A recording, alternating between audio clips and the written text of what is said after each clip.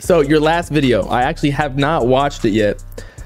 Although I know what you're talking about. So I like to call him Osa Mason just because it sounds cooler. Like it sounds like Freemason, but you know, Osama son.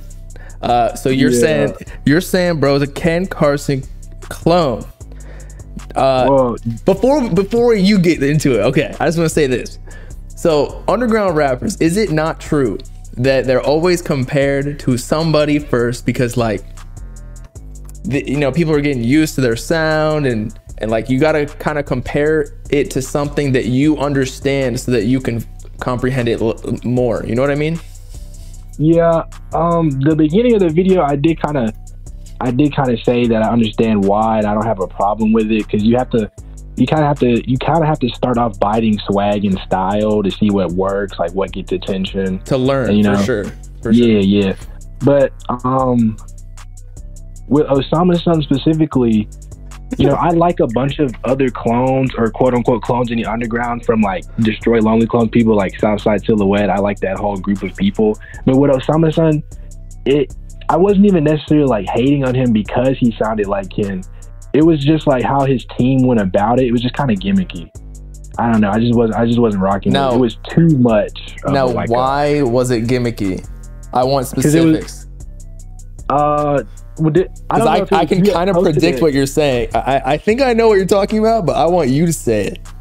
Okay. I don't know if your team posted it on like socials or whatever, but literally the album cover is of Cardi. Like, yeah, what the dude said in chat, it's literally just a Cardi picture and him.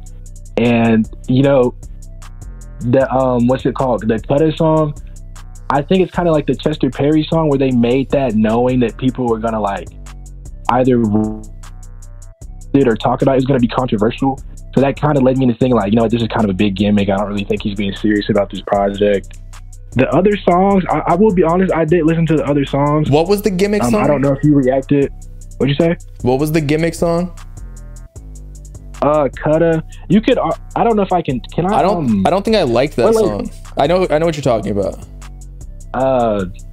Real quick, what do you like?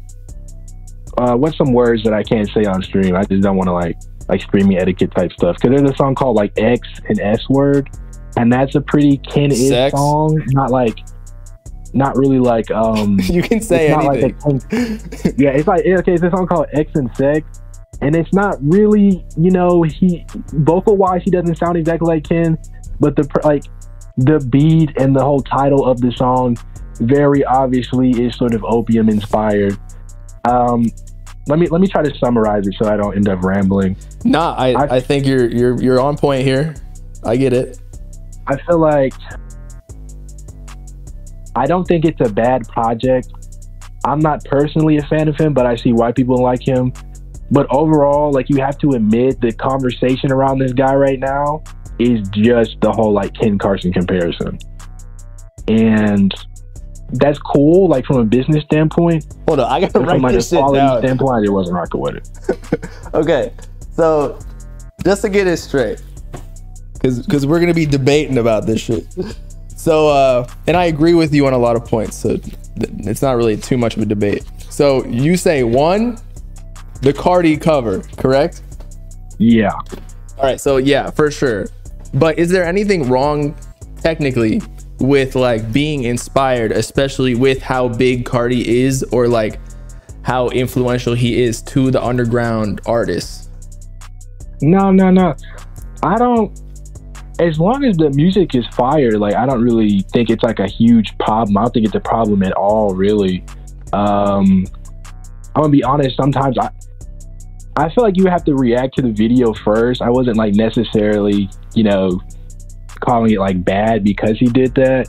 I was just kind of saying like, hey, this is like the news. This is how I feel about the project. This is how I feel about him copying Kim, blah, blah, blah, blah, blah. But yeah, to answer your question, no, I don't really think it's necessarily bad. I do think it can kind of like, if people just come into the underground and they know that they can get like a free pass by just copying Opium and they can get like attention off of stuff like that, I feel like it would sort of regress the sound. Is that not already happening? To an extent, yeah. Come on. It is. There is like a bunch of like Cardi, Lone, and Ken clones right now. So you could say that is already happening. But I mean, dang, you are right. It also happened. I don't know if you remember, it happened during like when we were waiting on A Whole Lot of Red. There was a bunch of Cardi clones too popping up on like IG, and the underground was just kind of like Pierre type beats and stuff like that too. So yeah, I guess you are right. Right. I mean, we had like Cochise and I actually Cochise, like Cochise, Cardi. but yeah, like that kind of thing. But then now, I mean, you just said yourself, there's kind of like the lone clone area that you like Southside Silhouette, Ron Thrax, etc., etc. So are people not already biting and then getting kind of clout from it? I think that's the only, honestly, with the way fans are nowadays, like Opium is literally the only thing that gets talked about aside from maybe a little bit of Yeet, a little bit of Sofago, and then, you know, rappers doing controversial things. But like the only way, or not only way, but like one of the only ways, the easiest way is to come up off of this Opium swag. True or false? Yeah, I agree, but let me say this real quick. I feel like the difference between this whole Osama Sun thing and Southside Silhouette is that with Osama Sun, it's very obviously, like, at least to me, I don't know how you feel about it exactly, it's pretty obviously like a marketing ploy. Like, he knew what he was doing by making a song that sounded like Ken. He knew what he was doing with the project. He knew people was going to talk about it.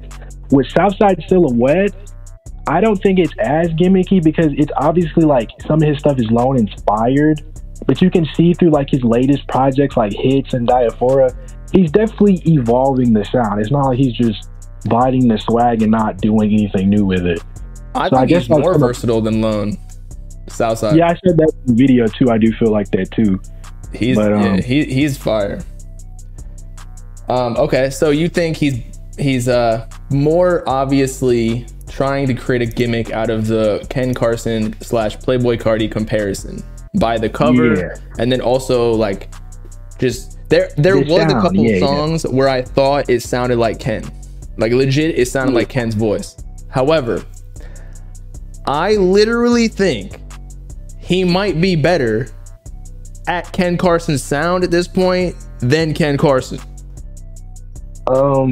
I've heard that too. Like, I just like it better. I don't know why. Like, I don't like the latest Ken snippets. I just don't care about. Yeah, I get what you're saying. I'm not like a huge Ken fan either. I could see how you would think that. Honestly, I kind of had like, I would have to go through like all of Osama Sun's discography and see like which Ken songs are Ken inspired and see if he does it better. To be honest, I feel like the same way about them. They're kind of generic. They've always been kind of like generic to me, just kind of like hype music that I don't really see like why it gets that much attention. Are you talking about Lone and Ken, or just no Ken and Osama? Osama. Okay. But I mean, I don't know if I could. I understand why you think that. I don't know if I could say he does it better than Ken. I did say in the video some parts he's more listenable than Ken because, like, let's be honest, sometimes Ken is just like saying random bullshit over. And the auto tune is like so fucking clippy that it's just hard to. I sometimes I just can't.